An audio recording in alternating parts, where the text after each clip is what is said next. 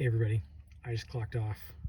I've got a little college football story to cover today. I saw it come up, I think it was the beginning of last week, and I kind of tried to bookmark it up here. Obviously, of course, uh, lost track of it mentally, but I've come back to it because of all of these debates that are happening about the college football playoff and just the format and who's getting in, who's being left out, all that stuff. And so it's got me thinking a little bit again about what college football is supposed to be for, what the kind of social value is that we ascribe to it, and why it's become such a big deal.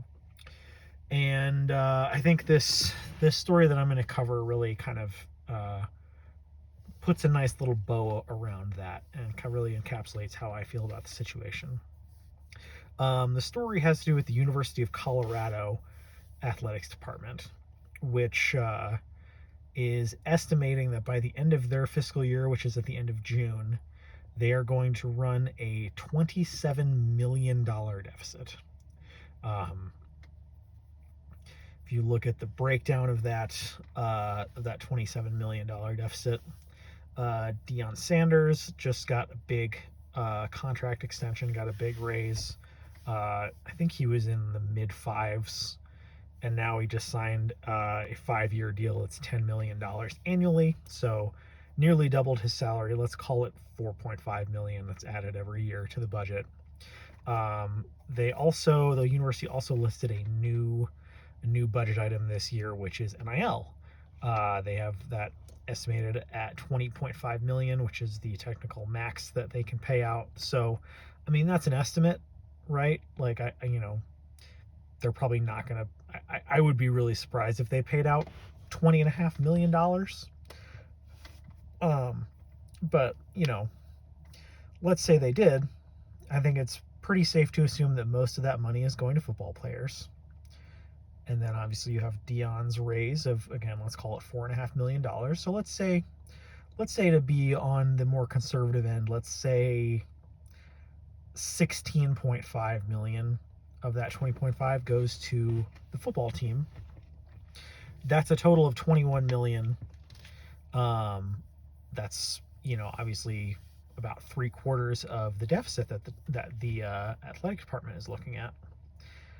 And this is where I think the question really comes in, and what I would argue is kind of the lie of college football, which is that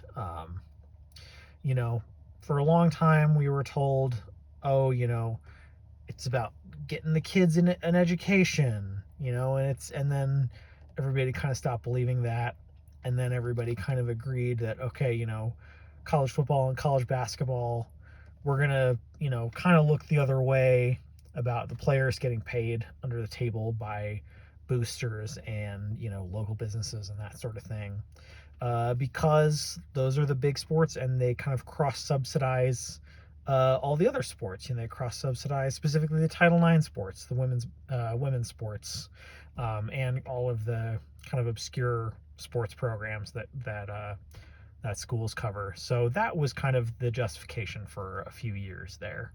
And now I think we're kind of entering this era where the mask is off, so to speak. Everybody has acknowledged that college football is just about making money. It's just about getting people richer.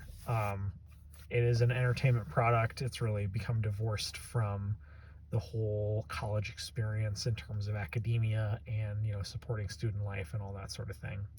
And I think this is just a perfect encapsulation of that, because in addition to that estimated $27 million deficit, the article that I read from USA Today also estimates that the athletic department is going to require about $11 million in institutional support from the university, and about $2.2 million of student fees is going to go towards supporting the athletic department at the University of Colorado.